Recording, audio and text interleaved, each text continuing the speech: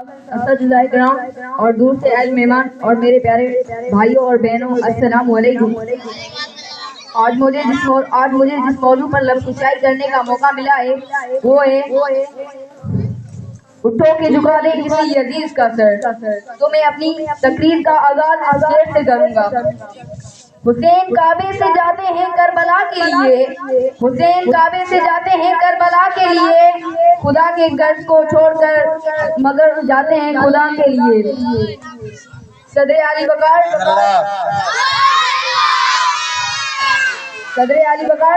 میدان کربلا میں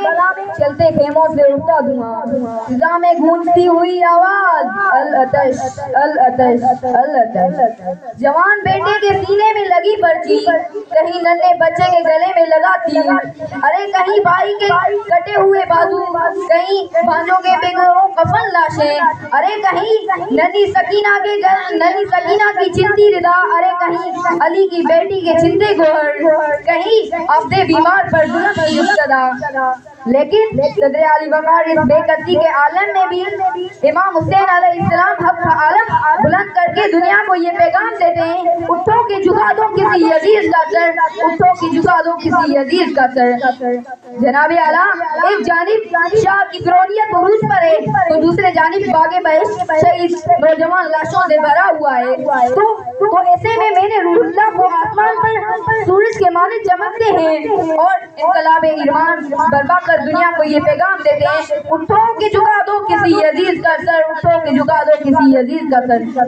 ایک جانب لبنان میں ظلموں کی بربریت جاری ہے تو دوسرے جانب ظلموں کی بابریت کا خاتمہ کرنے کے لیے میرے حزب اللہ کو آسمان پر سورج کے مانند چمکتے ہیں اور دنیا کو یہ پیغام دیتے ہیں، اٹھو کہ جھکا دو کسی عزیز کا سر، اٹھو کہ جھکا دو کسی عزیز کا سر۔ جناب اعلیٰ،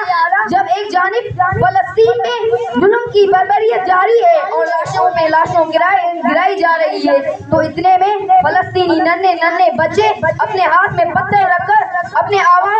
حق کا آواز بلند کر کے دنیا کو یہ درس دیتے ہیں، اٹھو کہ جھکا دو کسی عزیز کا سر، اٹھو کہ جھکا دو کسی عزیز کا سر۔ جناب اعلیٰ، ایک جانب نیوزی لینڈ کی مسجد میں ایک فام شخص مسلمانوں پر حملہ کرتا ہے اور انہیں موت کے گھاٹ اتار دیتا ہے تو اتنے میں نیوزی لینڈ کی وزیر اعظم بابانگے اس بات کا آغاز کرتی ہے کہ دہشت گرد کو صرف شہرت چاہیے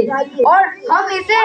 نام سے نہیں پکاریں گے بلکہ انہیں دہشت گرد سے پکاریں گے۔ جناب صدر، نیوزی لینڈ کی وزیر اعظم اس بات کو ثابت کرتی ہے کہ اٹھو کہ جھکا دو کسی عزیز کا سر، اٹھو کہ جھکا دو کسی عزیز کا سر، کہ اب چلو حسین کی تکلیف بھی کرے کوئی، کہ صرف سوگ منانے سے کچھ نہیں ہوتا، کہ صرف سوگ منانے سے کچھ نہیں ہوتا، کہ اٹھو کہ ہم بھی جھکا دیں کسی عزیز کا سر، کہ صرف لہو کے اشک بہانے سے کچھ نہیں ہوتا، کہ صرف لہو کے اشک بہانے سے کچھ نہیں ہوتا۔ شکریہ۔